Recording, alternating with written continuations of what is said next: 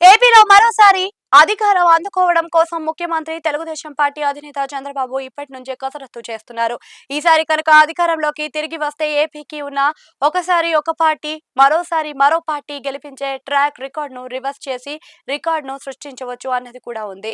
అదే సమయంలో వరుసగా రెండోసారి కూడా ఓడిస్తే వైసీపీ రాజకీయ భవిష్యత్తు కూడా ప్రశ్నార్థకం అవుతుంది అని, దాంతో ఏపీలో కూటమి పాలకులు తీరు ఉండదని కూడా లెక్కలు వేస్తున్నారు. ఏపీలో 2029 ఎన్నికల్లో సీట్లు పెరుగుతాయని, డీలిమిటేషన్ జరిగి తీరుతుందని ఇప్పటిదాకా ఆశలు పెట్టుకున్నారు. కానీ గత నెలల్లో లోక్సభలో ప్రవేశపెట్టిన బిల్లు వీగిపోవడంతో ఆ అవకాశం అయితే తప్పిపోయింది.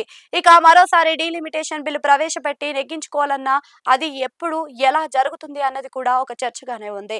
ఈ నేపథ్యంలో చంద్రబాబు ప్లాన్ బిలో ఉన్నట్లుగా చెబుతున్నారు.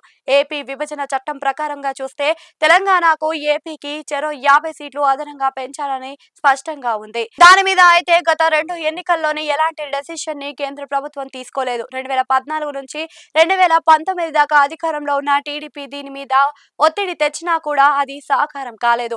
ఇక 2019 నుంచి 2024 మధ్యలో అధికారంలోకి వచ్చిన వైసీపీ ఉంది. కానీ పెద్దగా సీట్ల పెంపు మీద ఆసక్తిని చూపించలేదు అని అంటున్నారు.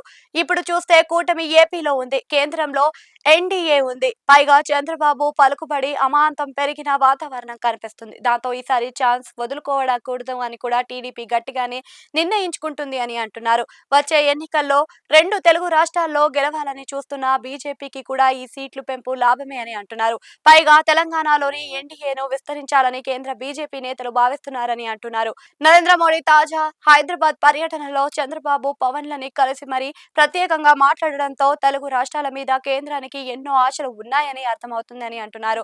ఇక ఏపీలో 175 సీట్లు కనుక 225గా మారితే కూటమిదే అని అంటున్నారు. 2029 ఎన్నికల్లో పై చెయ్యి అయ్యే అవకాశాలు కూడా కనిపిస్తున్నాయి. అదెలా అంటే అధికారంలో ఉన్న పార్టీ డీలిమిటేషన్ చేసుకునే వీలు ఉంటుంది. దాంతో ఎక్కడికక్కడ పునర్విభజన జరుగుతుంది.